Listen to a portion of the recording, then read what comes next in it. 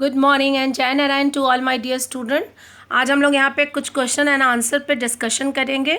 Let's start now. Leaf venation. Leaf venation क्या होता है? तो सबसे पहले हम थोड़ा सा आपको रिकॉल करा दें कि वेन क्या होता है। तो आप इस तरह से आपने लीव बनाया, ओके, और दिस इज कॉल्ड वेन। जो मिड रिब से आपका इस तरह से जा रहा है, इसी को हम लोग वेन कहते हैं। तो इसी को जो कि वेन से बना हुआ जो डिज़ाइन है, इसी को हम लोग लीव वेनेशन कहते हैं। तो ये लाइन समझ में आ गया। The design made by when in a leave is called leave venation. Clear है? कितने तरह के वेन होते हैं? तो 2 टाइप्स के होते हैं। एक होता है आपका रेटिकुलेट वेनेशन और दूसरा होता है आपका पैरेलल वेनेशन। क्या होता है? सबसे पहले याद रखेंगे, रेटिकुलेट वेनेशन और दूसरा है आपका पैरेलल वेनेशन। दोनों में अंतर क्या है?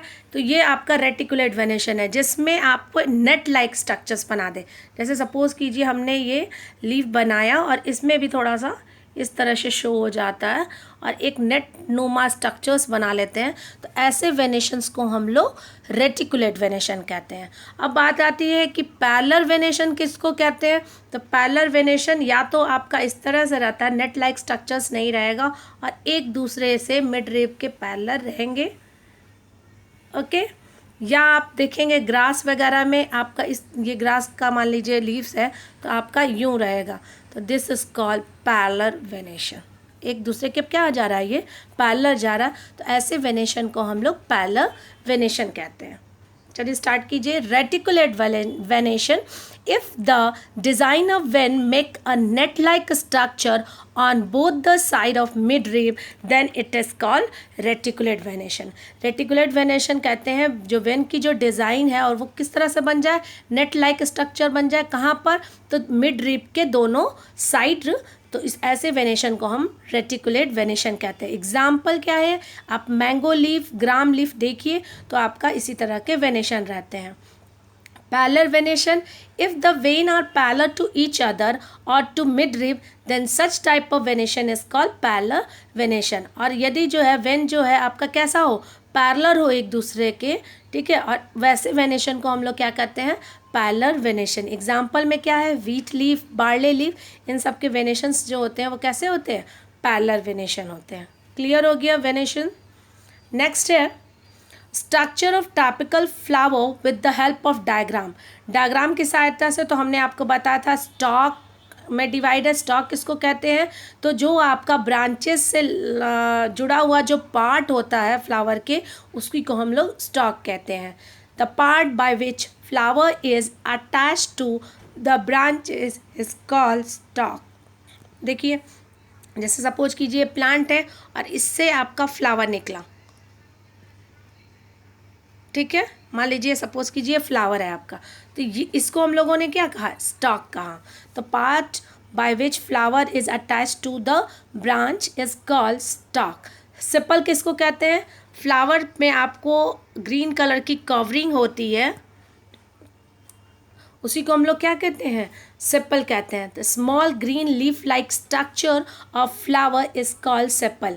जैसे आप देखते हो कि जो कली होती है, तो कली के ऊपर जो है कवर रहता है वाइट रंग के लीव्स, तो उसी को हम लोग क्या कहते हैं? सेपल कहते हैं। और हमने आपको एक एक पार्ट्स को निकाल करके समझाया है। थर्ड है पिटल। पिटल क्या है? जो आपका कलर्ड पार्ट है लीफ फ्लावर का, वो आपका पेटल होता है। तो the big colour leaf like structure are called petal. Different flower have petal of different colour. जो आपके पेटल फ्लावर जो होते हैं, डिफरेंट डिफरेंट फ्लावर के जो पेटल्स होते हैं, उसके क्या होते हैं? डिफरेंट डिफरेंट कलर होते हैं। जैसे रोज़ का आपका अलग है, सनफ्लावर का पेटल्स का कलर अलग है। तो इस तरह से स्टैमेन क्या हो गया और पिस्टल। स्टैमेन हमने आपको बताया था कि मेल पार्ट ऑफ फ्लावर है और पिस्टल क्या है? फीमेल पार्ट ऑफ फ्लावर है। और स्टैमेन को कितने पार्ट्स में डिवाइड किया गया है? 2 पार्ट्स में। जो आपका नीचे वाले जो पार्ट्स हैं उसको हम लोग क्या कहते हैं? फिलामेंट कहते हैं। और जो अपर पार्ट है उसको हम लोग क्या कहते हैं? एंथर कहते हैं। तो स्टैमेन का हमने आपको ये डायग्राम बताया। ये क्या हो गया आपका? फिलामेंट। और ये आपका क्या हो गया? एंथर। क्लियर? और इसी एंथर में क्या प्रेजेंट होता है अगर हम काटते हैं? तो पॉलन ग्रेन। रिकॉल हो गया आपको? फिफ्थ है pistol. The inner most part of flower is called pistol. जो आपके फ्लावर का जो सबसे इनर मोस्ट पार्ट है उसको हम लोग पिस्टल कहते हैं। तो हमने आपको पिस्टल का डायग्राम बताया था, पिस्टल कैसे थे, फ्लास्क लाइक स्ट्रक्चर। ये आपके क्या थे, ये आपके पिस्टल थे, जिसमें आपका ये क्या हो गया, स्टिग्मा, स्टाइल एंड ओवरी, ये 3 पार्ट्स में आपको डिवाइड थे। The innermost part of flower is called pistil. It has 3 parts: stigma, style and ovary. It is the female part of the flower.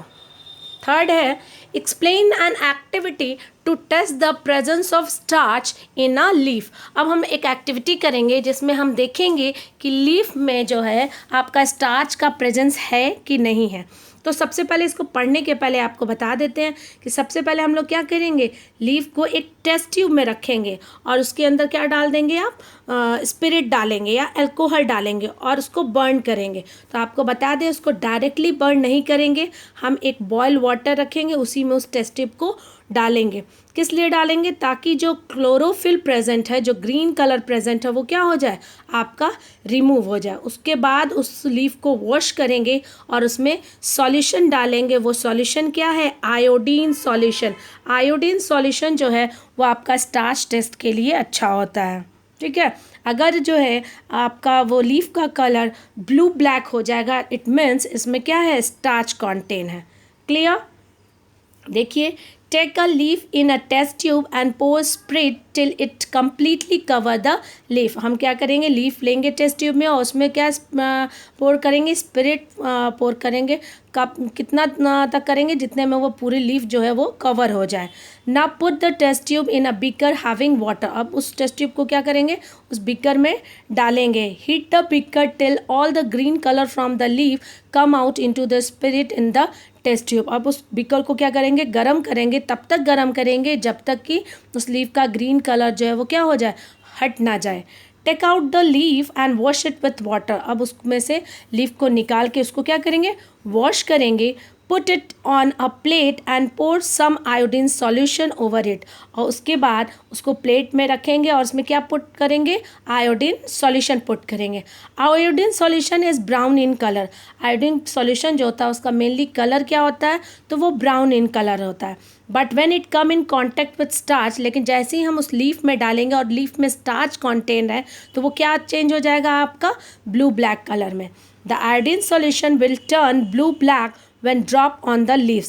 This confirm the presence of starch in the leaf. यही आपको बताएगा कि उस leaf में क्या है, starch है। कब मालूम चलेगा, आयोडीन सॉल्यूशन आपका ब्राउन कलर है, अगर वो ब्राउन कलर चेंज हो जाए आपका ब्लू ब्लैक में तो आपका क्या हो गया कि उसमें स्टार्च कंटेन है। ओके, नेक्स्ट है, explain that sunlight is necessary for photosynthesis. यहाँ पे जैसे हम लोगों ने पढ़ा कि फोटोसिंथेसिस के लिए सनलाइट ज़रूरी है, तो इसको हम कैसे प्रूफ करेंगे। Take a potted plant having green leaves. एक गमले में लगा हुआ प्लांट लेंगे और जिसके लीव्स क्या हो, ग्रीन कलर हो। Place it in a dark room for a day और 2 days so that all the starch present in leave is use by plant. उसके बाद हमको चूँकि सनलाइट के लिए करना है तो हम उसको क्या करेंगे, सनलाइट से दूर रखेंगे, किसी डार्क रूम में लगभग 1, 2, 3 दिन जो है उसको छोड़ देंगे, ताकि जो उसमें स्टार्च लीव्स में जो बना है वो क्या हो जाए, यूटिलाइज हो जाए। Now cover a portion of leaf with black paper and keep the plant in the sun for a day. अब क्या करेंगे, एक लीफ लेंगे और उसके कुछ पोर्शंस को जो है हम लोग ब्लैक पेपर से कवर कर देंगे, या नहीं ब्लैक पेपर है तो एल्युमिनियम पेपर से कवर कर देंगे और उसको सन की रोशनी में छोड़ देंगे। Plug the leaf, remove the black paper and test it for the starch. और क्या करेंगे, उस लीफ को तोड़ेंगे और उसके ब्लैक पेपर्स को हटाएंगे और स्टार्च को टेस्ट करने के लिए उसको लेंगे। We see that only that part of leaf become blue black which open to sun. आप देखेंगे कि उस लीफ में वही पार्ट ब्लू ब्लैक है जो कि आपका कवर नहीं था, जो कि सन के कांटेक्ट में था, और जो cover part does not become blue black, और जो पार्ट कवर था वो आपका ब्लू ब्लैक नहीं हुआ, क्योंकि हमने उसको कवर कर दिया तो उसको क्या हुआ, उस पार्ट में सनलाइट नहीं मिला, और जब सनलाइट नहीं मिलेगा तो स्टार्च का फॉर्मेशन नहीं होगा।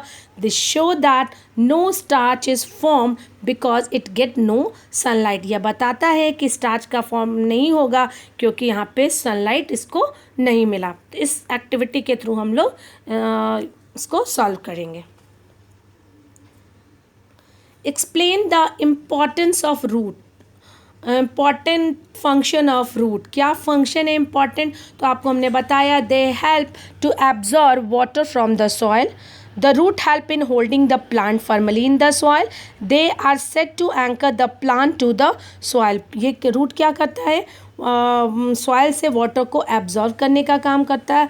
दूसरा, प्लांट को रूट जो है होल्ड कर रखता है कि वो अपराइट पोजीशन पे रहे, जुड़े रहे, और उसके बाद जो है वो क्या करेगा कि ये प्लांट को इसीलिए इसको हम लोग क्या कहते हैं, anchor the plant to the soil, they are set to anchor the plant to the soil.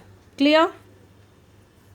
6 है explain various kind of root with the help of an example.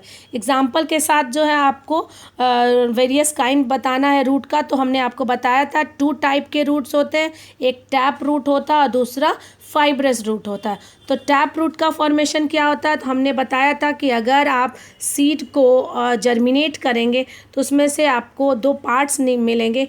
एक पार्ट्स को हम लोग प्लीम्यूल कहते हैं और दूसरा पार्ट जो है वह आपका रेडिकल होता है, और यही रेडिकल जो है आपका फॉर्मेशन करता है प्राइमरी रूट का। ठीक है, अब ये प्राइमरी रूट अगर आपका प्रेजेंट रहे और एक लंबा सा जो है रूट बन जाए, उसी को हम लोग टैप रूट कहते हैं। और फाइब्रस रूट में क्या होता है, ये प्राइमरी रूट का फॉर्मेशन ख़त्म हो जाता है और फाइबर लाइक स्ट्रक्चर्स जो है वो आपके प्रेजेंट हो जाते हैं रूट में। This is called fibrous root. मतलब ये आपका प्राइमरी रूट ख़त्म और उसके बाद यहीं से जो है आपका गुच्छे की तरह जो है आपको फाइबर की तरह जो है आपका रूट जो है फॉर्मेशन होगा, और ऐसे रूट को हम लोग फाइब्रस रूट कहते हैं। The root which have one main root, वैसे रूट जिसमें क्या होता है, आपको हमने बताया था कि एक मेन रूट होता है, ये रहा आपका एक मेन रूट। ठीक है, and other smaller lateral root are called tap root. अब उसमें से छोटे छोटे लैटरली जो है आपको रूट निकलेंगे, ऐसे रूट्स को हम लोग टैप रूट कहते हैं। फाइब्रस रूट किसको कहते हैं, the root which have no main root, जिसमें कोई भी मेन रूट इसमें देखिए नहीं दिख रहा है, but all the root appear similar are called fibrous root. और जितने भी रूट होंगे वो क्या होंगे, एक जैसे मिलते जुलते रहेंगे, वैसे रूट को हम लोग फाइब्रस रूट कहते हैं। क्लियर। ओके, जय नारायण टू ऑल।